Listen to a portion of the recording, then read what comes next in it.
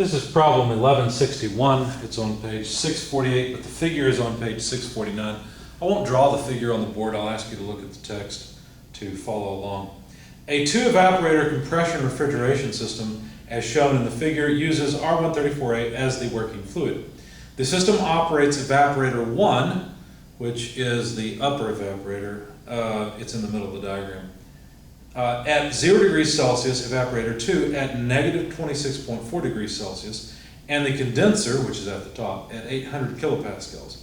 The refrigerant is circulated through the compressor at a rate of 0.1 kilograms per second, and the low temperature evaporator serves a cooling load of 8 kilowatts. Determine the cooling rate of the high temperature evaporator, the power required by the compressor, and the coefficient of performance of the system. The refrigerant is saturated liquid at the exit of the condenser and saturated vapor at the exit of each evaporator, and the compressor is isentropic. All right, so let's start off with a table of states. Now, in moving around them, they're already labeled for us. It looks like that there are a total of 7 different states. I see 7 labels. So, since everything's isentropic, I'm not going to have any actual and then isentropic states. Let me write down the state numbers, hopefully large enough that I'll have space to solve the problem, but keep my writing legible in the table. Now, I don't necessarily want to fill out all of this table, just the things that I really need. And one of the things I think I'll include is quality, enthalpy in kilojoules per kilogram. I'm trying to save space, so I'll put the units above. And let's put some lines down to keep everything nice and separate. Pressure, temperature, of course pressure in kilopascals.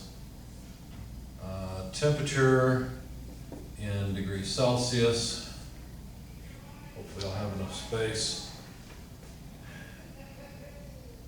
Entropy, maybe, I don't know, we'll see. But definitely I want a column for enthalpy in kilojoules per kilogram. I'll give myself a little more space for that. Probably I should have just done this in Excel, but we started it this way, so there we have it. All right, now they gave us some information. Number one, we're using R134A. It's good to know what fluid is being used, otherwise we can't do anything else. And they told us that the compressor is isentropic. What does that really mean? That means that the entropy at state 1 and state 2 are equal. So let me make a note of that. S2 equals S1. I don't know what the entropy is yet for states 1 and 2, but I do at least know that they are equal. All right, what else? They said that the mass flow rate of the refrigerant, I'll put it over here I guess, is 0.1 kilograms per second. Now that's the flow rate. See, the flow splits off, right? Some of it goes through evaporator 1, some goes through evaporator 2. So they specified that that flow rate was through the compressor. They also said that the low temperature evaporator, was it the low? Yes, which is evaporator 2 at the very bottom of the figure. They said that the low temperature evaporator, and I'm going to write it Q.L2 to make it clear which one I'm talking about, is 8 kilowatts. So that's the cooling load for the lower evaporator. Let's see, let me see if there's anything else that I've missed that they gave us. There should be some, yeah. Evaporator 1 operates at 0 degrees, that's the intermediate, so that's dealing with states 4 and 5. So since we're talking about a saturated liquid vapor mixture there, then we should have 0 degrees Celsius at both states 4 and 5. So let's put some dividing lines in here so we can see it. Let's see, hopefully this will be enough space for everything. Okay, so 4 and 5 have the same temperature, 0 degrees Celsius. And I'm going to put well, I guess I'll use just a different color once I start filling in other things. Because I want you to see what things are given and what is not given. What else would we know? Well, they told us that evaporator 2 is at negative 26.4. So evaporator 2 is going to be state 6 and 7. So let's see, 6 and 7, negative 26.4 degrees Celsius should go there. And what else? 800 kilopascals for the condenser, which is at the top. So that states 2 and 3 have a pressure of 800 kilopascals. And let's see. They said the refrigerant is saturated liquid at the exit of the condenser. So let's see, the condenser exit is state 3. Saturated liquid would mean a quality of 0 in state 3. So let's write that down. State 3 has a quality of 0. And they said that it's saturated vapor at the exit of each evaporator. So the exit of each evaporator would be the two states 5 and 7. And you might look at this and say, well, what's the difference between state 7 and state 1? Well, apparently there's a mixer there that's not really shown after the pressure reducing valve that mixes these streams together. But anyway, so state 7 and state 5 mix to become state 1. Of course, state 5 goes through a pressure reducing valve first so that it gets down to the pressure of state 7 and 1.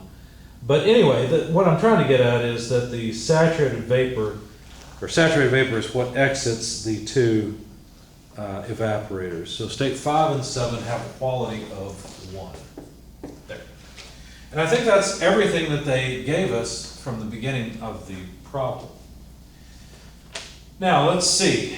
We should be able to find the enthalpy pretty easily, and I'm not going to write everything out as I usually do. I'm going to try to write the easy things in blue and the harder things in red. We'll see how that goes. Now, is there any place where we know two pieces of information? Well, sure. There's in fact 1, 2, 3 states where we know at least two important pieces of information. We know that in state 7, for example, the temperature is negative 26.4, but it is a saturated vapor. So all I really need to do is look up the enthalpy, for example, of saturated vapor. I need Hg at negative 26.4 degrees Celsius. And that's not all that difficult to do. Now, I don't remember if I had to interpolate. I think I did, but here's what I came out with for my enthalpy. 234.44 kilojoules per kilogram. Now, the pressure I can find also because it's saturated, right? So the saturated temperature and pressure depend on one another. And it turns out I did not have to interpolate because they gave us a nice round pressure here. If you look up in the saturated pressure table, 100 kilopascals, you'll find that the saturation temperature is negative 26.4 degrees Celsius. So this is pretty easy to read off because I noticed that I didn't have to interpolate in the temperature table. I could just go over to the pressure table and read the numbers off. Entropy, if I wanted it, I could get it, but notice I'm talking about the entropy in state 7, which is the exit of the evaporator. And that is not the entrance to the compressor, so there's really no point in writing down the, oh, I've got 2 columns of enthalpy. How did I do that? I don't know. I've got more space than I thought I had. That's better. So I don't really care too much about the entropy. I won't bother filling it in. Similarly, if I go and I look at 0 degrees Celsius in the saturated temperature table for R134A, then I can find out what the pressure is. And in fact, the pressure at 0 degrees Celsius is 293.01 kilopascals. Make sure I put that in the right place. Yeah, I did. 293.01 kilopascals. I can also look up the enthalpy at state 5. All I got to do is go and look at 0 degrees Celsius in the temperature table and saturated vapor, so I need Hg here. So if you look that up, you'll find it's 250.45 kilojoules per kilogram. Okay? So that one's easy, and this one's easy as well because I know the quality is 0. It's a saturated liquid. At 800 kilopascals, I just need to go and look at the pressure table, and I should be able to read off the temperature and the enthalpy. As a matter of fact, I don't really care about the entropy anywhere except around the compressor, because that's the only place where entropy will be relevant, because I know there that the entropy across the compressor is constant. It's an isentropic compressor. So finishing off state 3, if you go to the saturated tables for pressure for R134A, look up 800 kilopascals. Any other properties we want will be properties of saturated liquid. So if you look up HF, you'll find that it's 95.47 kilojoules per kilogram. And the saturation temperature is 31.31 degrees. So we've already solved 3 states that were very easy, because really there's no interpretation here, right? There's just 2 pieces of information given, go to the tables, look it up, and you're done with that state. The things that require a little bit more interpretation are anything beyond this. So we need more pieces of information to solve states 1, 2, 4, and 6. Notice we have 1 piece of information in each one of those states except for state 1.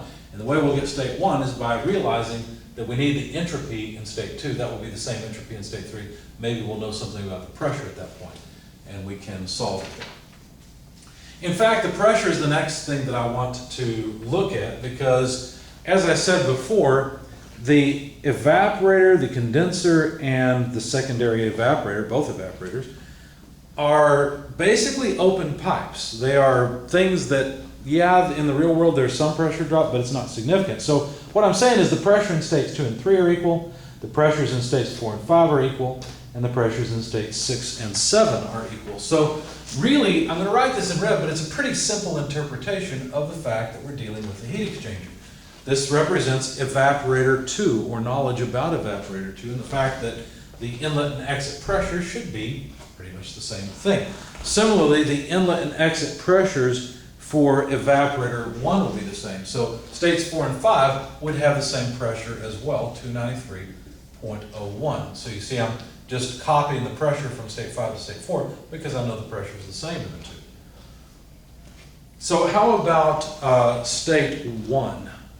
Well, state 1 will have the same pressure as state 7. Notice there's an open pipe. That doesn't mean the two states are equal to each other, but the pressure at the 2 states are equal. Okay, so state 1 will have the same pressure as state 7, so I can copy 100 kilopascals in there. Well, lo and behold, now I've got 2 new states that each have 2 pieces of information, right? So I can solve those as well. So let's take that up next. Now, what are these states, 4 and 6?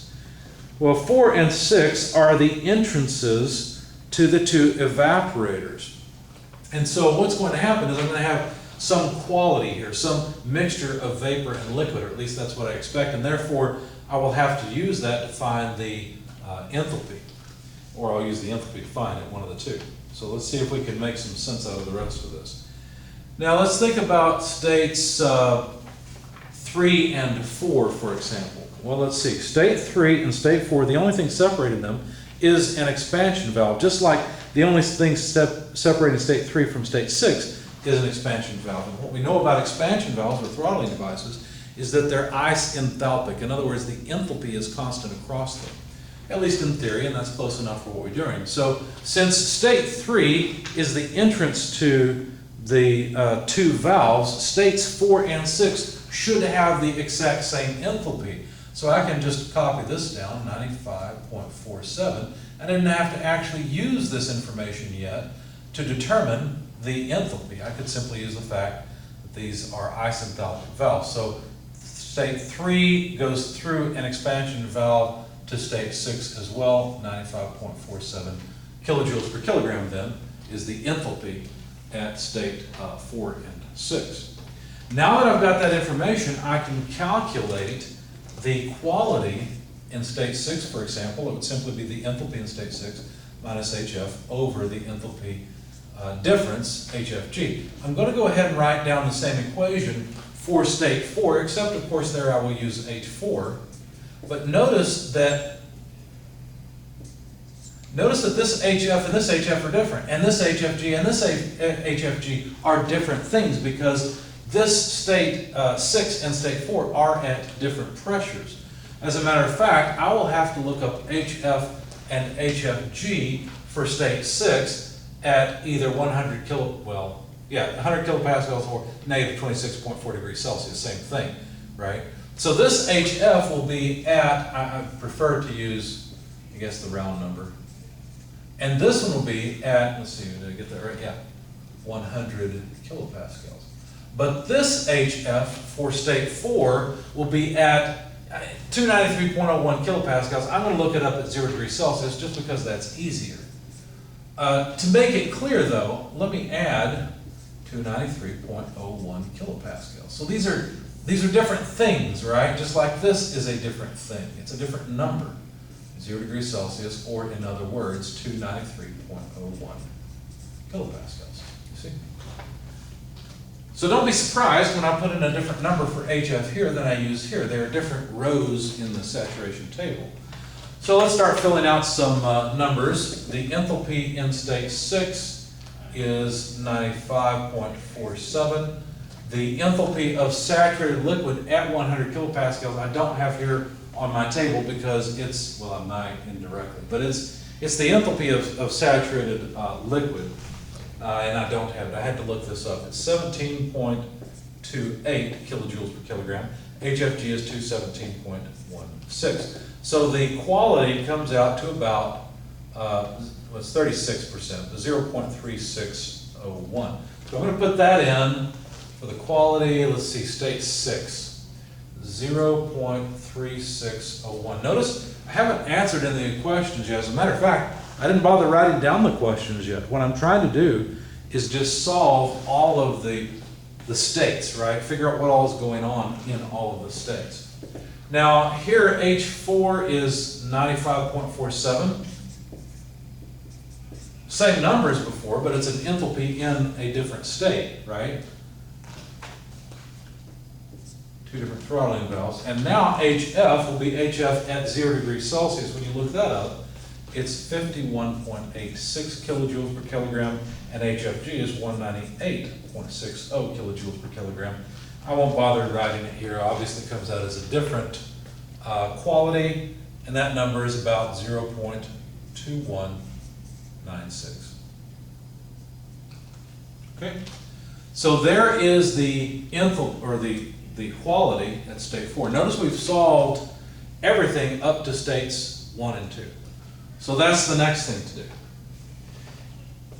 All right.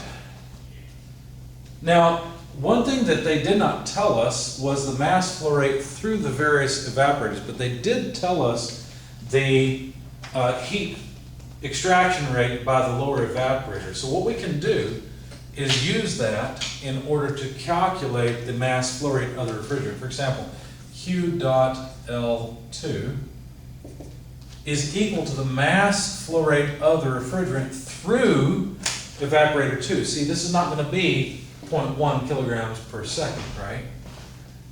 Multiplied by H7 less H6. Those are the enthalpies around that lower evaporators, 6 and 7.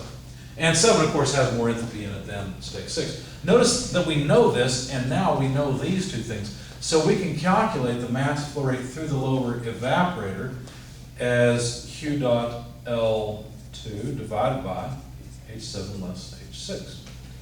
If you do that, it's 8 kilojoules per second divided by 234.44 less 95.47.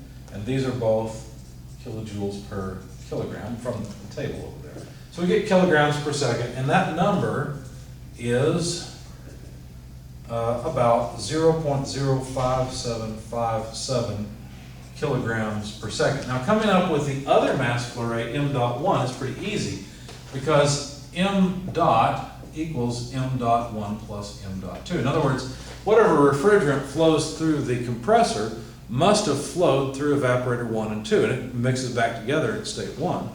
So we can rearrange this and say that m dot 1 then has to be equal to the mass flow rate of the refrigerant minus the mass flow rate through the lower evaporator. So that is 0.1, well, I won't write it all out. It's 0.1 less 0.05, and so I came up with a mass flow rate of about 0.04243 kilograms per second. The flow is not completely balanced between the two, but it's relatively close. We've got 57% or 58% and 42% flowing through each one of those. So there's the mass flow rates through the two evaporators. The other thing we need to do is deal with the fact that there is mixing that occurs between states 5 and state 7 to produce state 1. Of course, there's a pressure reducing valve, so how will that affect us? Well, notice we're trying to move into states 2 and 1 to solve those. So what I'm going to do is basically just use an energy balance for that mixing process. It doesn't really matter that the pressure drops. Remember, that is a pressure valve. It's a pressure reducing valve. So just like the throttling valves that move us from state 3 to state 4 and state 6, the valve, the pressure reducing valve that moves us from state 5 to state 1 is isenthalpic. In other words, the enthalpy coming out of that pressure reducing valve will be the same as the enthalpy going in. So if I were to make a quick diagram here to show you what I mean, state 5 is here, state 1 is here, and state 7 is there. Of course, there's refrigerant flow like this. This goes on into the compressor. I just wanted to verify my state numbers were right. I don't have to worry about this. I can simply write an energy balance around that mixing process right there, right? And so it's pretty simple. I'd have the mass flow rate in state 1 times the enthalpy, not the mass flow rate in state 1, I'm sorry. Well, let me write it the other way. I'd have all of the mass flow rate times the enthalpy in state 1. That's all the energy leaving here, because all of it leaves here, right? It's all carried off by refrigerant. Equals the energy flow rate in at 5 and 7. So that would be the mass flow rate coming in from evaporator 1, which is this upper evaporator, times the enthalpy in state 5, plus the mass flow rate from the lower evaporator times the enthalpy in state 7, see? Now all of that will allow me to solve for the enthalpy in state 1, because notice I've got m dot 1, m dot 2, I've got m dot. The only thing I don't know, the only unknown in the equation, is the enthalpy in state 1. So I'm using an energy balance around that mixture. So this means that we'd have the mass flow rate in state 1, enthalpy in state 5, plus mass flow rate in state 2, enthalpy state 7, divided by the mass flow rate overall of the refrigerant. So, plugging in the numbers, we'd have 0.04243 times the enthalpy in state 5, and I'm not going to write the units for the mass flow rate, because notice the units of the mass flow rate will cancel everywhere, and we'll just end up with enthalpy units. So enthalpy in state 5, 250.45 kilojoules per kilogram. I'm running out of space, so again, I'll put these in at the end. Plus the mass flow rate in state 2, 0.05757. Sorry, the right at the board is not all that great. Divided by 0.1 kilograms per second. And then finally the enthalpy in state 7, which is 234.44. All of this is kilojoules per kilogram. Okay? Plug all that into your calculator, and you'll find that the enthalpy in state 1 is, I just rounded it off, is 241.23 kilojoules per kilogram. So now I know state 1. And if we look up this pressure and enthalpy, we should find out whether state 1 is superheated or saturated or what it is exactly. Now I suspect, well, I don't know what to suspect. Let's go find out. Let's go to the saturated tables and look up R134A. And we're looking at state 1, so 100 kilopascals. So I'm on page 298. At 100 kilopascals, it looks like the enthalpy would have to be below 234.44 to be saturated. In fact, it is above. It is at 241.23. So that means we've got a superheated vapor here. It's slightly superheated. Not a lot, but a little bit. So if we go over to the superheated tables for R134A, I think I went right past them. Here we are. Do we have 100 kilopascals? Yes, we have 0.1 megapascals, page 929. So with an enthalpy of 241, it looks like we'd have to interpolate. The temperature is somewhere between, let's see, -10 and -20 degrees Celsius. It'd be closer to the -20 because the number we have here for enthalpy is 239.5, but we're a little bit above that. And what I really care about here, though, is the entropy. That's what I want to get. And the reason I want to get the entropy is so that I can know the entropy around the compressor. So I had to interpolate. And what I came up with for the entropy, which, by the way, should be between, let's see. By the way, it helps to have a little piece of paper to go across the row so you don't lose your place. Should be between 0.9721 and 1.003. I won't show you the details of the interpolation. I would expect it to be closer to the lower point, the 0.9721, just because the enthalpy is closer to 235 or 239.5 than it is the other.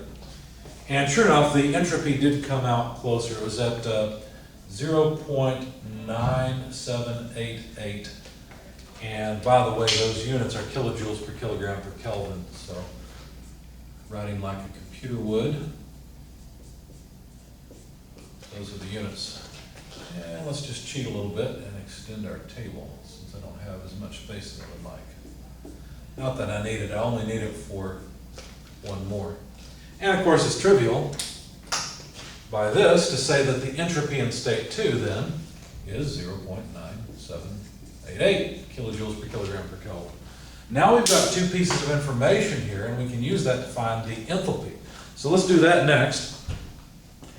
If we go back to the saturated tables again, looking at 800 kilopascals, I'll go to the pressure table. So page 928, 800 kilopascals. Looks like the entropy would have to be, let's see, SF is 0.354, we're above that. SG is 0.918, we're above that. So we're still talking about superheated vapor, which makes sense, this is coming out of the compressor. So let's go over to the superheated tables and look up 800 kilopascals. So that would be page 930, 800 kilopascals, let's see, 0.97, looks like they have to interpolate again.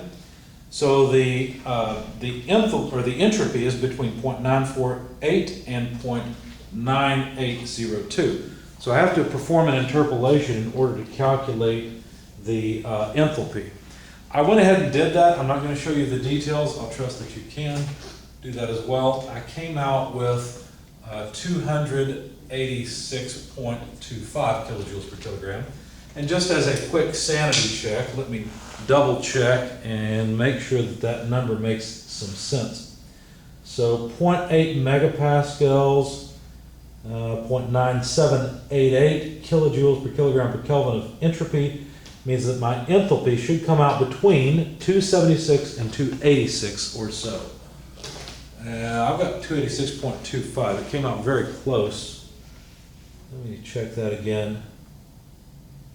We've got 286.69 in the table. I came out to 286.25. My number, 0.9788, is very close to the upper limit of 0.9802. So I'm satisfied that I performed this interpolation correctly. Now I've got the important stuff, which to me the most important thing is the enthalpy column and whatever else I have to get to answer whatever questions are posed. So why don't we find out what questions they ask now that we've essentially solved everything. Determine the cooling rate of the high temperature evaporator. Okay, so the cooling rate of the high temperature evaporator. That shouldn't be too bad. Just like the low temperature evaporator, we can write an energy balance around that evaporator and say it must be the mass flow rate through that evaporator times the enthalpy change across that evaporator. And so m dot 1, 0.04243 kilograms per second multiplied by H5 to 50.45 less H4, 95.47 kilojoules per kilogram. you'll find that Q dot L is about 6.5728 kilowatts. So the heat loading for both the upper and lower evaporator are pretty close to the same. 8 kilowatts on the lower one, 6.6 kilowatts on the upper one. What about the mass flow rates? How did they compare? I don't recall. Higher mass flow rate through the lower, so it makes sense that its heat load's a little higher. A little bit lower mass flow rate through the upper one, so its heat load's a little lower. That was one of the questions. The other questions, if we continue, let's see. The power required by the compressor. All right. Well, the compressor power, it has to pump all of the refrigerant through it, so I'm going to use m dot, the 0.1 kilograms per second, and it changes enthalpy from H2, or to H2 from H1. So, 0.1 kilograms per second. H2, the enthalpy in state 2, 286.25 minus H1, 241.23 kilojoules per kilogram. Plug that into your calculator, and you'll find that the power input requirement is 4.502 kilowatts. Okay, so that's the power we have to put into the compressor. The other thing they wanted us to find was the coefficient of performance of this system. Now, the coefficient of performance of this refrigeration system would be all of the heat pumped